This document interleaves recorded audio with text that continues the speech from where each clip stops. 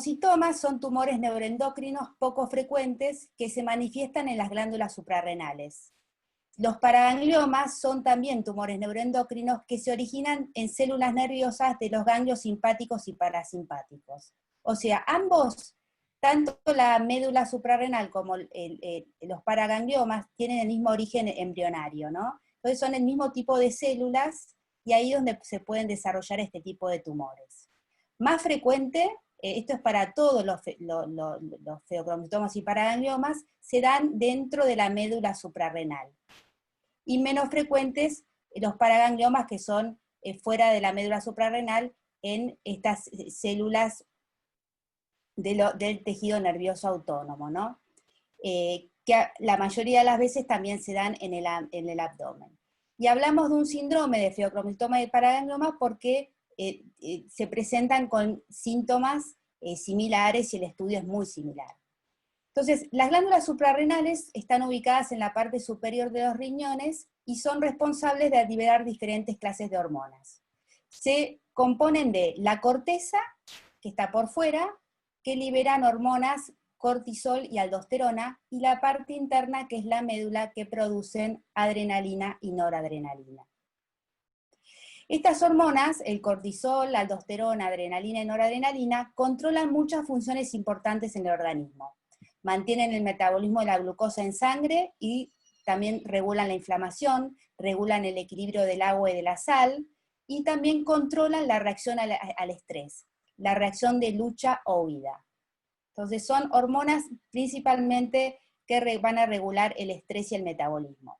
¿Cuál es el rol de las hormonas? Bueno, las hormonas son mensajeros químicos del cuerpo que controlan muchas funciones y circulan por la sangre hacia los órganos y tejidos que son transportados por proteínas, ¿no? E intervienen en el metabolismo, en el crecimiento y en el desarrollo principalmente. Y bueno, y la adrenalina y noradrenalina son las hormonas que desencadenan la respuesta de lucha o huida del cuerpo cuando percibe una amenaza. ¿Y cómo responden? Aumentando la presión arterial, aceleran la frecuencia cardíaca y activan los sistemas del organismo que permiten reaccionar rápidamente.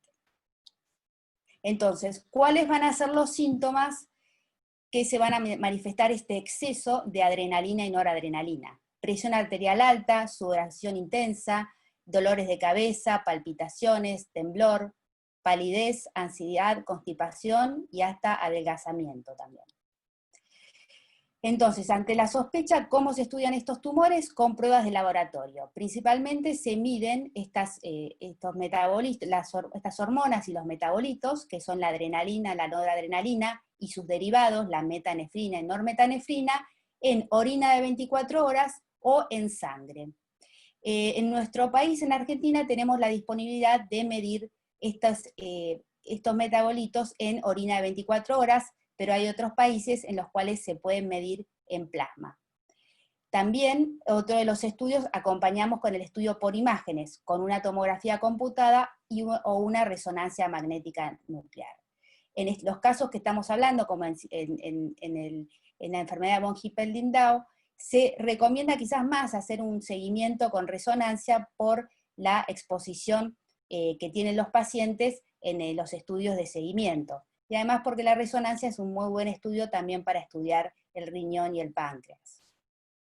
¿Cómo se tratan estos tumores? El tratamiento principal, como en todos este tipo de tumores que vemos relacionados a la enfermedad de von Hippel-Lindau, es la cirugía, es extirpar el tumor, ¿sí?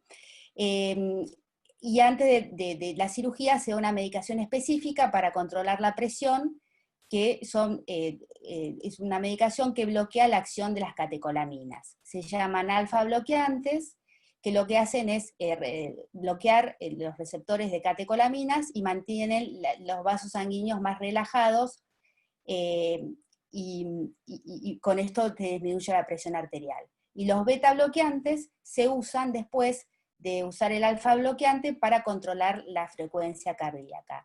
Y en estos casos es muy importante que la dieta tenga alto contenido de sal, porque el mecanismo de la hipertensión arterial es por vasoconstricción, y las catecolaminas lo que hacen habitualmente es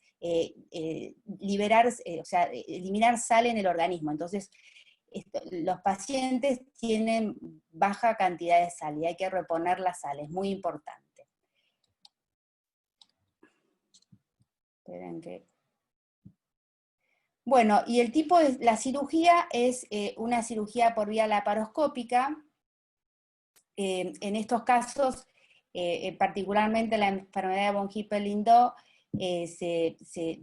hay una propuesta que es hacer, como vamos a ver ahora, se puede dar en forma bilateral, y en algunos casos se propone en otros países hacer la adrenalectomía parcial con conservación de corteza.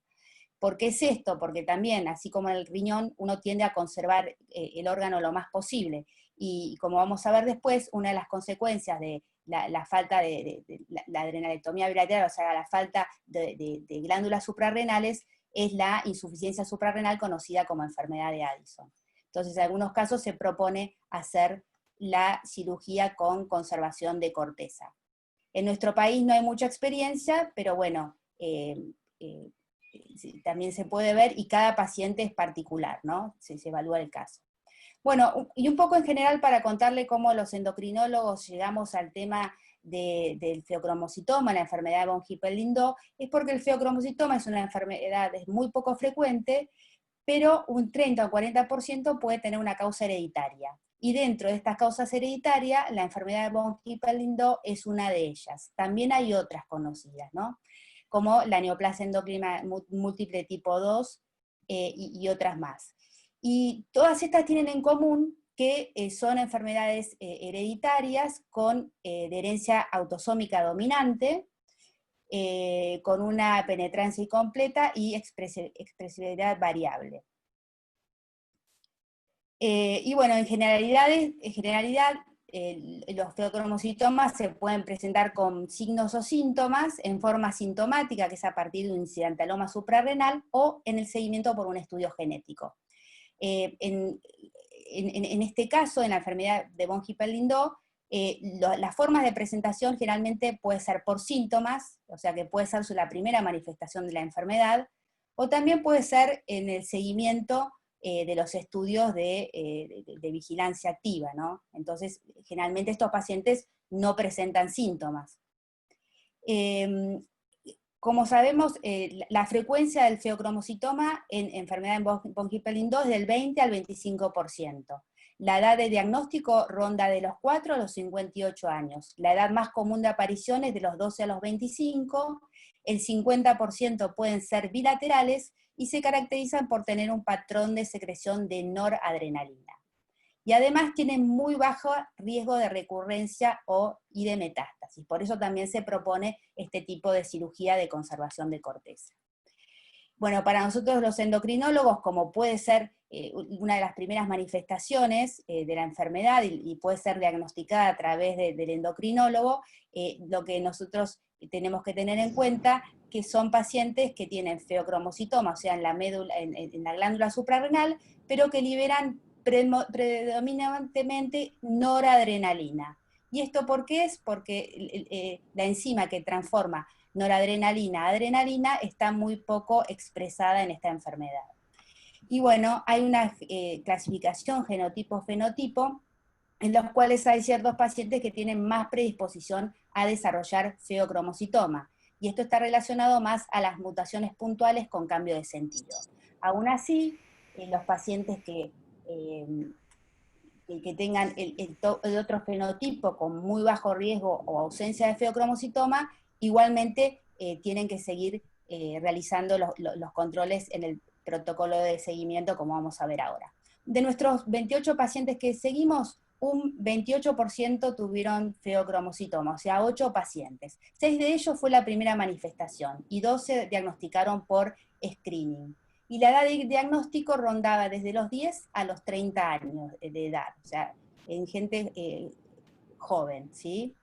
Y bueno, y como mensaje es, la edad de aparición generalmente puede ser en la juventud o en la infancia, y es por eso que las guías de vigilancia activa proponen realizar catecolaminas y metanefrinas urinarias o plasmáticas desde los 5 años de edad en forma anual. Importante como mensaje que el feocromocitoma es un tumor benigno de lento crecimiento, crece de 0,5 centímetros por año. Los síntomas se correlacionan con el tamaño tumoral, o sea que aquellos pacientes que tuvieron realmente una clínica tenían tumores grandes, algunos de 5 centímetros o más. Por eso pacientes que vienen bajo rastreo y este seguimiento tan lento se va a detectar antes que manifiesten estos síntomas. Los estudios también, tanto el laboratorio como los de imágenes tienen una alta sensibilidad para el diagnóstico, y ante la sospecha del síndrome de von Hippel-Lindau, estudiar feocromocitoma siempre antes de una cirugía. Por ejemplo, a un paciente que se le diagnostica un hemangioblastoma, hay que tener la sospecha que puede tener el síndrome de von Hippel-Lindau, y el médico tiene que estar alerta para previamente estudiar el feocromocitoma. ¿Por qué? Porque ante un paciente que se somete a una cirugía y que puede llegar a tener un feocromocitoma, puede desencadenar una crisis por catecolaminas que puede dificultar la cirugía. Entonces, por eso es importante conocerlo. Como conclusiones, el feocromocitoma se da aproximadamente en el 25% de los pacientes. Hay una asociación genotipo-fenotipo con las variantes patogénicas con cambio de sentido. La primera manifestación es sintomática, puede ser, o sea, se puede manifestar en forma sintomática, que puede ser la primera, o en el seguimiento asintomática. La edad promedio de aparición es los 12 a los 25 años, el 50% es bilateral, el 95% son benignos, y el screening o rastreo se debe hacer a partir de los 5 años de edad y en forma anual. Muchas gracias. Muy bueno, Vale.